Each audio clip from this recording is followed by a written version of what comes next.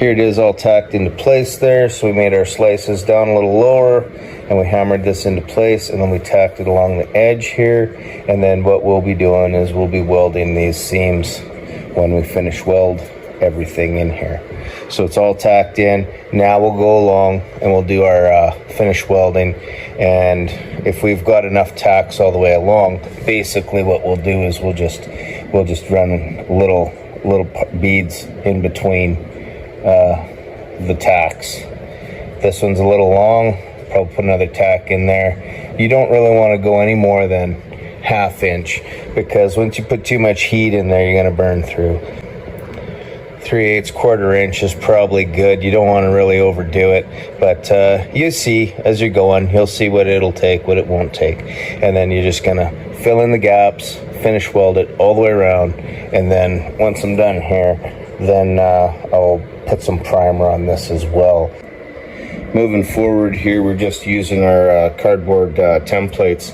We fit that in there and we make it fit and cut it, and then that's what we're going to use to get a rough cut out of the steel. And what you could do is you just use the blade once you've made this shape and you fit it in there.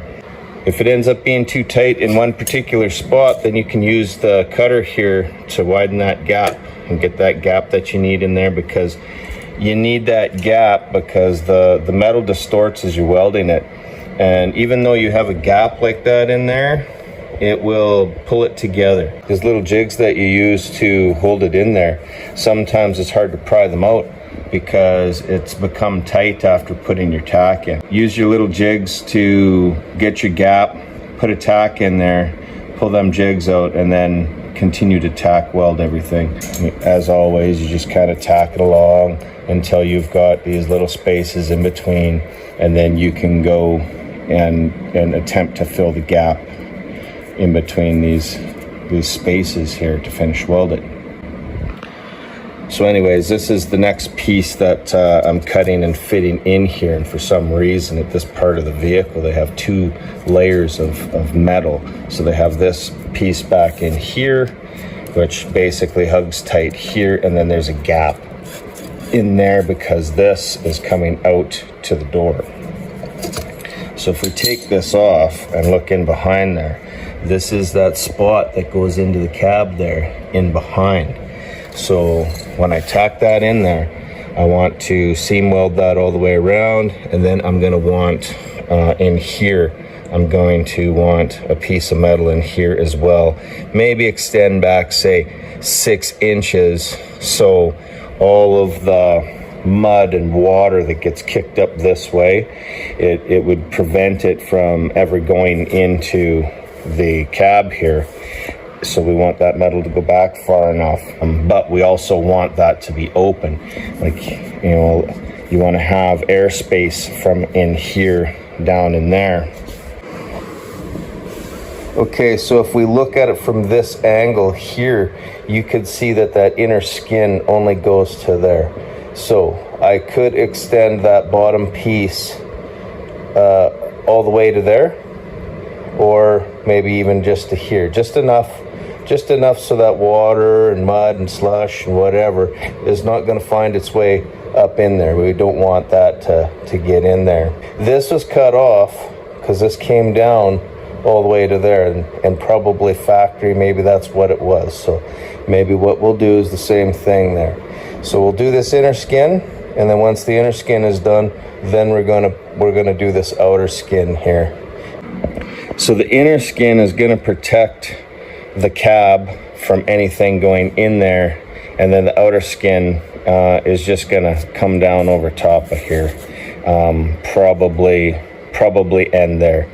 There's really no reason to put anything underneath there, I don't think. So it'll be the same as this here. There'll just be this gap that comes in, but it's not, I guess, not going to be connected to here, and it wasn't before, and I don't know why or whatever, but that's, I guess that's what we're going to do.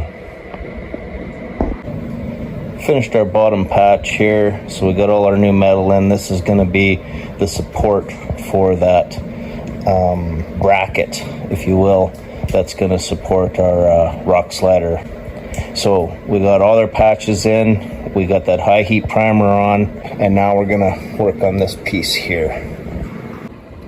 While we're working on that, we peeled back all the flooring here. It still melts and burns the rubber liner down here, so we had to like cut all that out of the way.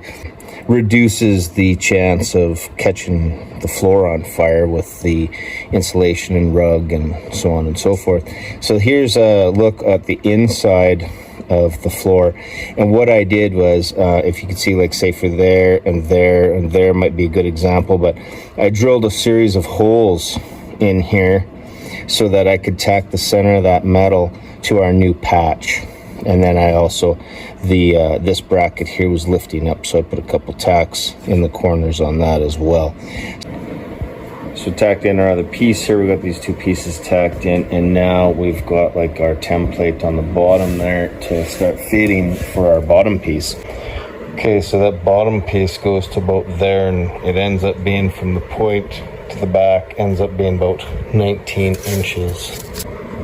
So I just rough cut this cardboard here for that space, so we're going to be tacking it all up. Again, we want this all seam welded. We don't want any moisture or anything to come up underneath here and get into the cab.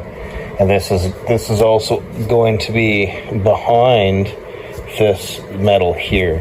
So I didn't design it, but this is the way the factory had it, so we're just replacing the rotten metal that was there. This piece here, that's going to end up being part of our new system when we get to that point, because we've curled this up. I don't know, we might end up having to do the same here.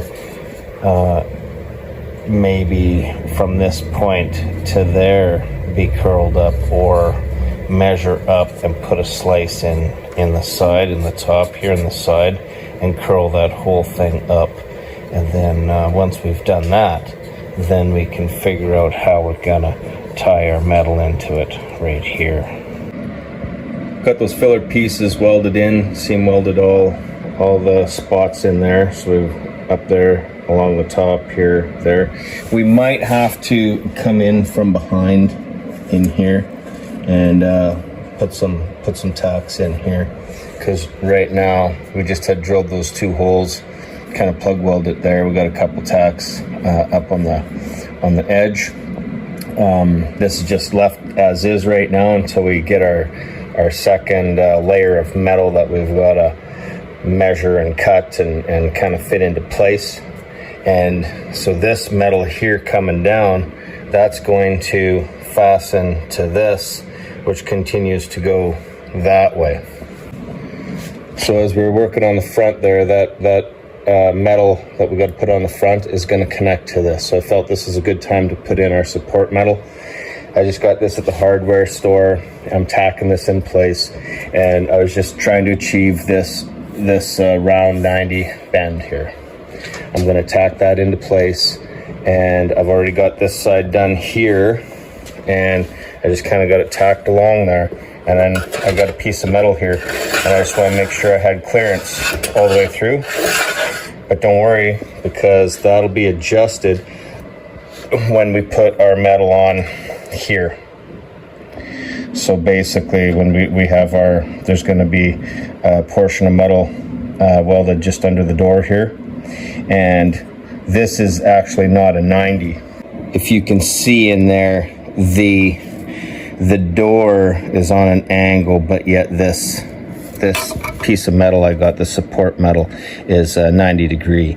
So in fact, what we could do is we could take this portion here, we could bend it that way as we need to. So I want to put this in first and kind of get things tacked up as we work on this portion and connect the front and the back.